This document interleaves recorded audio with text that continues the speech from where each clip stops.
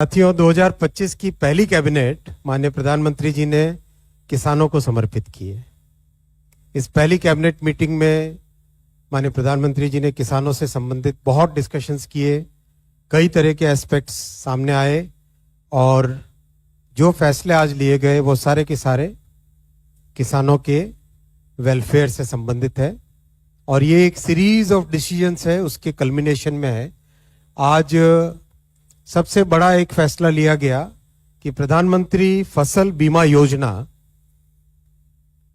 a scheme which has really made a big difference in farmers' lives, उसका enhancement, उसके allocation को enhance किया गया, 69,515 करोड़ किया गया। और ये जिस तरह का अभी तक का अनुभव आया है, जिस तरह से इस स्कीम में यूटिलाइजेशन, जिस तरह से रिस्पॉन्स मिला है, जैसे किसानों के जीवन में जो रियल परिवर्तन आया इस स्कीम से, उसके कारण इस एलोकेशन को एनहांस किया गया है। साथ ही साथ एक 800 करोड़ रुपीस का फंड क्रिएट किया गया है, जो कि fund for innovation and technology, basically किसानों के संबंधित मामलों में टेक्नोलॉजी का उपयोग करके और स्पेशली इंश्योरेंस में, बीमा में फास्टर असेसमेंट हो। क्रॉप डैमेज अगर हुआ है, एडवर्स वेदर के कारण कोई प्रॉब्लम आई है, तो उसका असेसमेंट फास्ट हो, क्लेम सेटलमेंट फास्ट हो और टेक्नोलॉजिकल ट्रूथ से डिस्प्यूट्स में कमी आए। टेक्नोलॉजिकल मेजरमेंट से डिस्प्यूट्स में कमी आए, इसको ध्यान में रखते हुए एक fund for innovation and technology create किया गया है। कवरेज बहुत ज्यादा बढ़ा है इन 10 सालों में और कवरेज को और अधिक बढ़ाने के लिए complete digitalisation, end to end complete digitalisation, enrolment से लेके assessment, claim settlement, payment, DBT के माध्यम से इसको पूरी चेन को रीवैम्प करने का आज माननीय प्रधानमंत्री जी ने निर्णय लिया है और एग्रीकल्चर मिनिस्ट्री और दूसरे संबंधित विभाग, कोऑपरेशन से, फाइनेंस से, सब मिलके फसल बीमा योजना को एक टोटली नए लेवल पे ले जाएंगे, ऐसा आज निर्णय लिया गया है।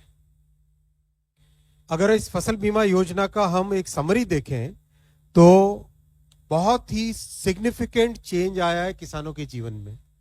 ये नंबर ऑफ पॉलिसीज की टर्म्स में देश की सबसे बड़ी इंश्योरेंस स्कीम है। अगर हम इसको प्रीमियम के पैरामीटर पे देखें तो this is the third largest बीमा योजना, थर्ड लार्जेस्ट इंश्योरेंस स्कीम। पूरे देश में करीब 23 स्टेट्स और यूटीज इसमें शामिल है। चॉइस होती है स्टेट को, जैसे कुछ स्टेट है जो अच्छे वेलफेयर प्रोग्राम्स में भागीदारी नहीं लेना चाहते, तो चॉइस के हिसाब से 23 स्टेट्स एंड यूटीज इसमें है और 20 एम्पैनल्ड इंश्योरेंस प्रोवाइडर्स हैं। कॉम्प्रिहेंसिव प्रोटेक्शन है और अगर हम यूपीए से कंपेयर करें, 10 साल पहले के बीमा की योजनाओं से कंपेयर करें, तो उसमें पूरे ब्लॉक को एक यूनिट लिया जाता था या पूरे तहसील को एक यूनिट लिया जाता था। यानी पूरी तहसील में अगर, या पूरे block which is a very large area, उसमें अगर क्रॉप को डैमेज हो तभी जाके किसी किसान को कुछ मिलता था।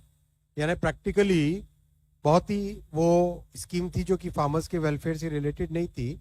और मोदी जी ने आके इस स्कीम में बड़ा चेंज किया, इसको फार्म लेवल पे और लोकल एरिया लेवल पे लेके आए।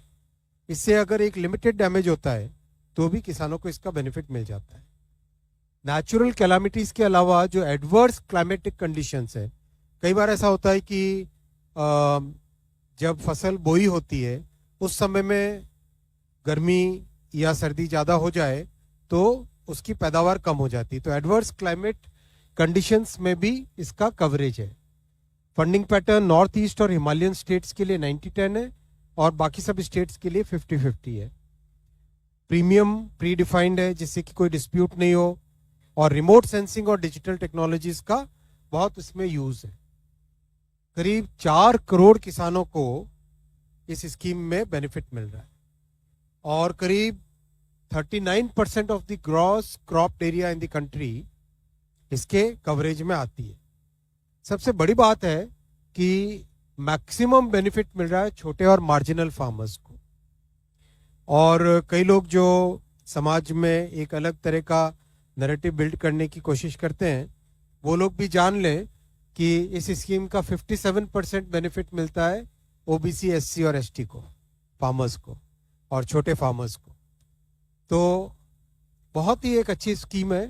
टोटल लास्ट 8 इयर्स में अगर हम देखें तो 1,70,000 करोड़ रुपीस के क्लेम्स किसानों को दिए जा चुके हैं। अगर यही कंपैरिजन इससे पिछले वाले 8 सालों का करें तो 34,000 करोड़ रुपीस के क्लेम थे। Compare to that the claims in the last 8 years are 1,70,000 crore.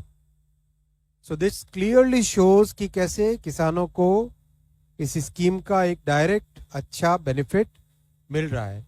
This reduces the risk of farming, this increases the certainty and protects the farmers against nature's vagaries.